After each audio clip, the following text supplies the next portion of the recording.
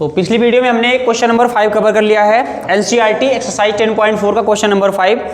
अब हम इस वाली वीडियो में एक्सरसाइज 10.4 का क्वेश्चन नंबर 6 कवर कर रहे हैं और ये इस वाले एक्सरसाइज का लास्ट क्वेश्चन है, ठीक है ना। तो ध्यान समझिएगा, यहाँ पे क्वेश्चन में क्या गिवन है, पढ़ते हैं एक बार, सबके पास बुक है, पढ़ो जल्दी से। A circular park of radius 20 metre. अच्छा, इसका रेडियस कितना है पार्क का? 20 मीटर, ठीक है ना। Is situated in a colony. 3 boys Ankur, Saeed and David. तो यहाँ पे मान लो अंकुर बैठा है कि नहीं, और यहाँ पे सईद है और यहाँ पे क्या है, डेविड है, ठीक है ना। तो यहाँ पे 3 बॉयज ये सिटिंग मतलब ये बैठे हुए हैं इक्वल डिस्टेंस पे।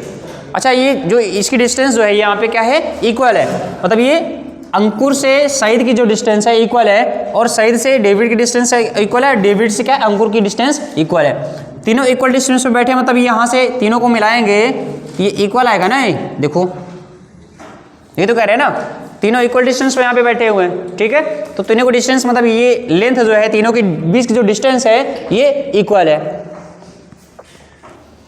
And each having a toy telephone in his hands to talk each other. और सबके हाथ में क्या है कि वो देखो बच्चों वाला टेलीफोन होता है ना, टिली टिली करने वाला है ना, छोटा वाला गाना चलता है उसमें बढ़िया। जैसे देखो मेले में जाते हो, क्या खरीदते हो ना बढ़िया, चल छैया छैया वाला है ना। देखो तो अब इस तरह से टॉय है, मान लो इनके हाथ में टॉय है, ठीक है। और क्या दिए हैं, टेलीफोन टॉय है।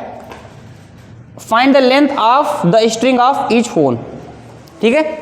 अब यहाँ पे देखो, मान लो यहाँ से यहाँ तक एक वायर गई है, यहाँ से यहाँ तक एक वायर गई है, यहाँ से यहाँ तक वायर गई है। तो हमें यहाँ पे क्या फाइंड करनी है, वायर की लेंथ फाइंड करनी है। That find the length of the string of each phone.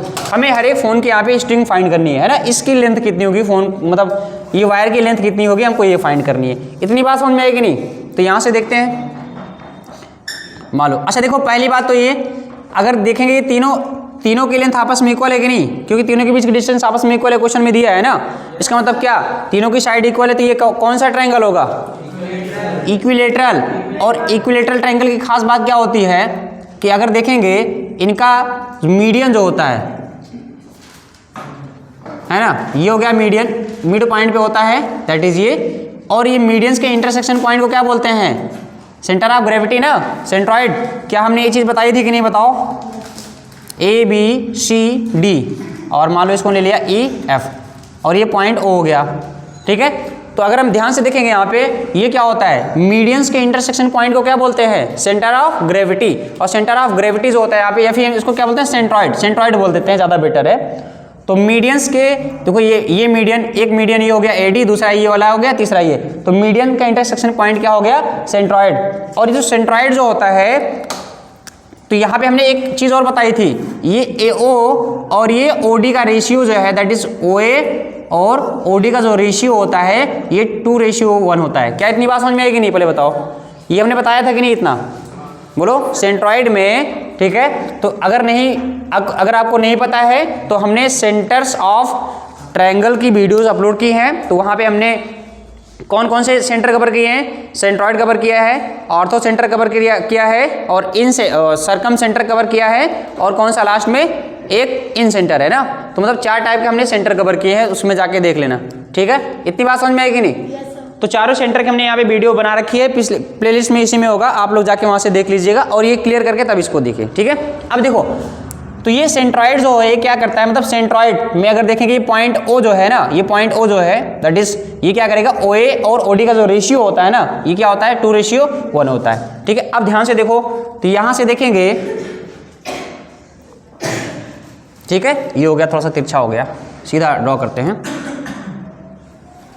ये हो गई मीडियन लाइन, क्या हो गई ये, मीडियन लाइन। तो अगर यहाँ पे ध्यान से देखेंगे ना, तो सेंटर, अच्छा एक चीज़ बताओ, हमने इस पर सर्कल बनाया था ना, ये देखो, अगर सर्कल बनाएंगे तो सर्कल का जो सेंटर है, तो ये बहुत ऊपर से चला गया, सर्कल का जो सेंटर होगा वो सेंटर ऑफ ग्रेविटी पे, मतलब यहाँ पे किस पे होगा, सेंट्रॉइड पे तो होगा ना। तो मतलब यहाँ पे जो सर्कल का सेंटर है वो सेंट्रॉइड पे ही होगा। कुल मिला के बात ये है कि अगर हम यहाँ पे देखेंगे ये इक्विलेटरल ट्रायंगल है, तो इसका यहाँ पे जो सेंट्रॉइड है ये कहाँ पे होगा, सेंटर पर ही होगा। इसका सेंट्रॉइड कहाँ पे होगा, सेंटर पर ही होगा। इतनी बात समझ में आएगी नहीं। और ये हमारा हो गया O, तो हम इसको थोड़ा सा नाम लिख दें इसका, जैसे मान लो यहाँ पे नेमिंग कर दिया A B C and D, इतना हो गया। ठीक है, अब ध्यान से देखेंगे तो OA और OD का रेशियो यहाँ पे कितना आएगा, देखो OA अपान OD कितना आ जाएगा, 2:1 आ जाएगा ना। ठीक है ना, इतना समझ में आएगा नहीं। अब एक चीज़ ध्यान से देखो, हमको पता क्या करना है, हमको ये लेंथ पता करनी है यहाँ से यहाँ तक। अच्छा, इसको हमने मान लिया x है, मान सकते हैं कि नहीं बोलो, इसको हम यहाँ पे x मान सकते हैं। अगर ये x है तो ये भी क्या हो जाएगा x, और ये भी क्या हो जाएगा x। अच्छा, ऐसा क्यों है, क्योंकि इक्विलेटरल ट्रायंगल है ना, और इक्विलेटरल ट्रायंगल में तीनों साइड्स आपस में क्या होती हैं, इक्वल होती हैं। तो ये साइड ये साइड ये साइड तीनों की लेंथ आपस में क्या हो जाएगी, इक्वल हो जाएगी। क्या हो जाएगी, इक्वल। अच्छा, ये देखो ये मीडियन है, AD जो है ये A से D तक यहाँ पे देखेंगे तो AD is the median. Median क्या होती है, एक लाइन होती है जो कि साइड को दो इक्वल पार्ट में डिवाइड करती है। तो अगर ये पूरा का पूरा x है तो ये दोनों आपस में इक्वल है, तो ये कितना हो जाएगा, x/2 हो जाएगा ना, और ये भी तो x/2 हो जाएगा। क्या इतनी बात समझ में आएगी नहीं क्लास, ये बताओ। और यहाँ से परपेंडिकुलर भी होगा, ये क्या होगा, ये परपेंडिकुलर। ठीक है ना, परपेंडिकुलर है। अब क्या करेंगे, ट्रायंगल ADB में इसको हटा देते हैं यहाँ से, सेंट्रॉइड वाला।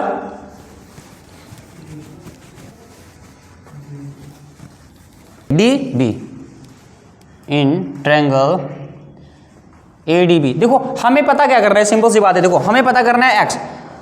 अब अगर हम इसमें से अगर x/2 की वैल्यू फाइंड कर लें तो यहाँ पे 2 से मल्टीप्लाई कर देंगे तो यहाँ पे x आ जाएगा ना। देखो अब ट्रायंगल ADB में यहाँ पे देखेंगे, इन ट्रायंगल ADB, तो यहाँ से क्या हो जाएगा, ADB में हम पाइथागोरस थ्योरम लगाएंगे। ठीक है, बाय यूजिंग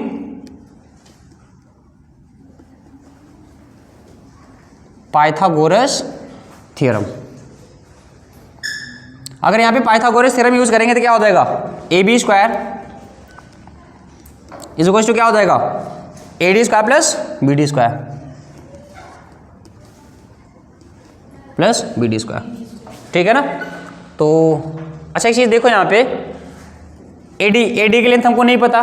ठीक है, तो हम क्या करेंगे, AB की लेंथ कितनी है, यहाँ पे x है, x², और AD हमें नहीं पता, प्लस BD यहाँ पे कितना है, देखो x/2, तो ये x/2 का होल स्क्वायर हो जाएगा।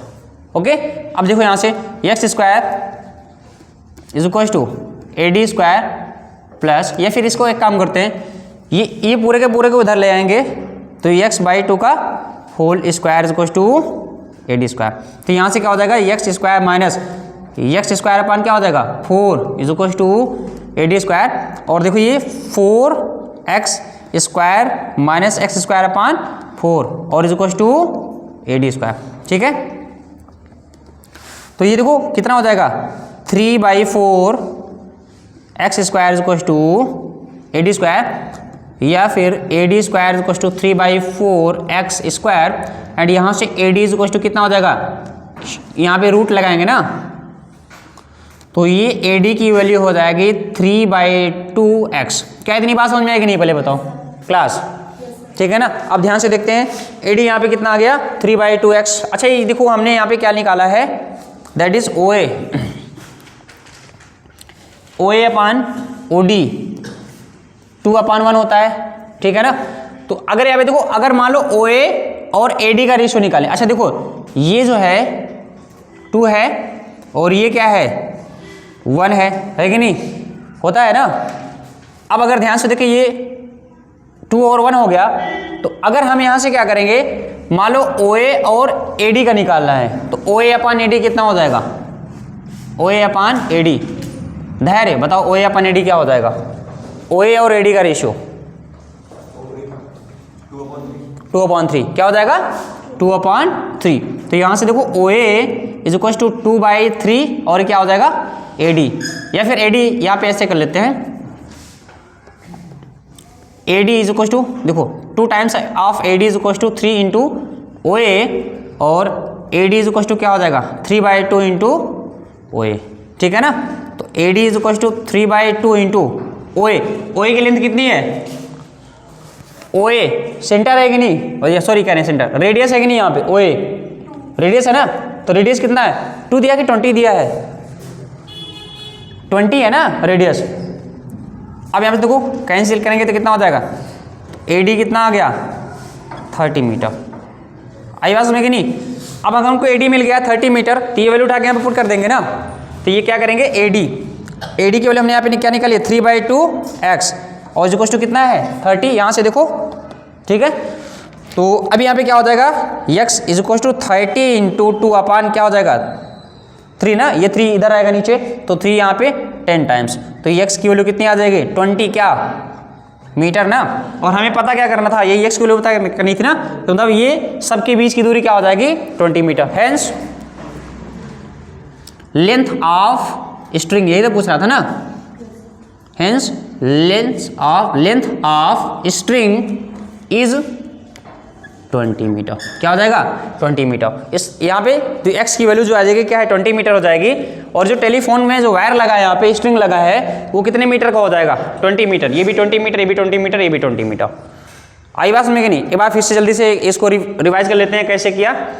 तो यहाँ पे देखो सईद, डेविड और अंकुर नाम के 3 ये बच्चे बैठे हुए हैं, ठीक है। मान लिया ये पॉइंट A और B और C, क्वेश्चन में कह रहा है कि इन तीनों के बीच की दूरी सेम है, तो मतलब डिस्टेंस सेम है AC AB और ये BC सेम है, तो ये हमारा हो जाएगा इक्विलैटरल ट्रायंगल। और इक्विलैटरल ट्रायंगल में प्रॉपर्टी क्या होती है, इसमें जो इक्विलैटरल ट्रायंगल में क्या होता है, मीडियन जो होता है, मीडियन का इंटरसेक्शन पॉइंट जो होता है क्या होता है, वो सेंटर वही सेंटर होता है किसका, सर्कल का वही सेंटर होता है। तो मतलब इसका इंटरसेक्शन पॉइंट देखो यहाँ पे मीडियन का इंटरसेक्शन पॉइंट, या फिर हम ये कहें इसका सेंट्रॉइड जो होता है वो सेंटर पे लाई करता है, ठीक है ना।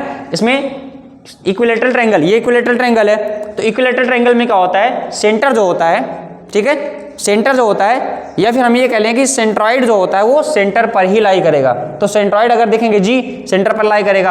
तो अब देखो सेंट्रॉइड में OA और ये OD की जो रेशियो होता है ये क्या होता है 2:1 होता है, ठीक है ना। इसीलिए हमने यहाँ पे क्या लिख दिया OA अपान OD इक्वल टू 2:1 ले लिया, और यहाँ पे देखो अप्लाई कर दिया, सबको यहाँ पे x ले लिया। तो हमें पता है कि A से D तक जो है ये मीडियन है, तो मीडियन क्या है लाइन होती है जो कि इंटरसेक्ट करती है, 2 पार्ट में डिवाइड करती है किसको, इस वाली लाइन BC को। तो ये दोनों आपस में इक्वल हो गए, तो इसका मतलब ये भी x/2 हो गया, ये भी x/2 हो गया। आई बात में कि नहीं। तो ये x/2 है, ये x है, हम यहाँ पे AD निकालेंगे, है ना, पाइथागोरस थ्योरम यूज करेंगे, AD निकालेंगे तो AB², तो यहाँ से हमने निकाल लिया AD निकाल लिया, और वहाँ से भी AD निकाल लिया, दोनों को इक्वल कर दिया, तो यहाँ से x की वैल्यू कितनी आ गई 20 मीटर। ओके, समझ में आएगा नहीं कैसे इसको सॉल्व करेंगे, तो समझ में आ गया। तो थैंक यू क्लास।